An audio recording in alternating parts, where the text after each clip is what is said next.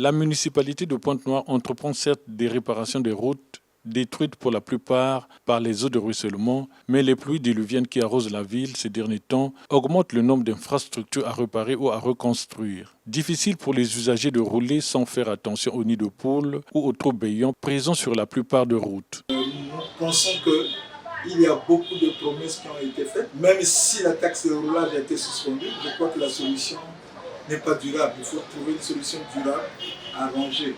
Entre-temps, il y avait déjà l'effort du gouvernement donnant quelque chose pour arranger les routes, mais cela n'est pas suffisant parce qu'il y a des travaux inachevés au moment que nous parlons à Pointe-Noire. Il y a des routes impraticables. Tenez, sur la route de Mboyo, ça fait encore très mal parce que vous savez que cette route-là dessert les sociétés qui vont vers le Djénon et en plus les camions qui quittent le Cabinda ou bien qui vont vers le Cabinda passent par là. C'est quand même vraiment énorme. Tant que les routes ne seront pas suivies de canalisation, les mêmes causes produiront les mêmes effets. Les efforts consentis en construisant seront rapidement annihilés par les eaux de ruissellement. L'avenue là, c'est une avenue qui est connue, c'est une avenue Mariangwabi. Ça ne peut pas être une avenue sans caniveau. Là, nous n'avons pas la hauteur par cela. Donc, les autorités communales doivent au moins penser à ça.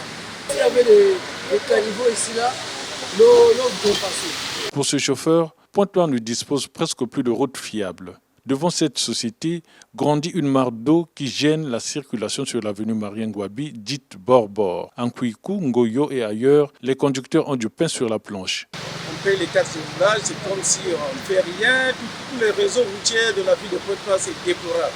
Vous voyez là, vous avez un exemple palpable devant vous, devant Ali Congo. Auparavant, il y avait l'eau qui circulait de l'autre côté là-bas. Et maintenant, on a bloqué, comme on a demandé aux Chinois, de l'autre côté, les Chinois ont bloqué le passage d'eau.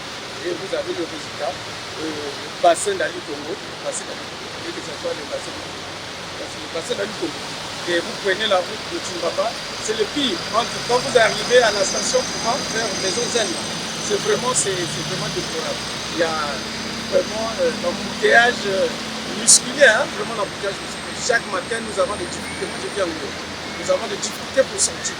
Donc, vous prenez la route de Monkamba, c'est la même chose. C'est comme si on n'a pas des autorités qui sont habilitées pour réfectionner les réseaux routiers de la ville de Pointe-Noire.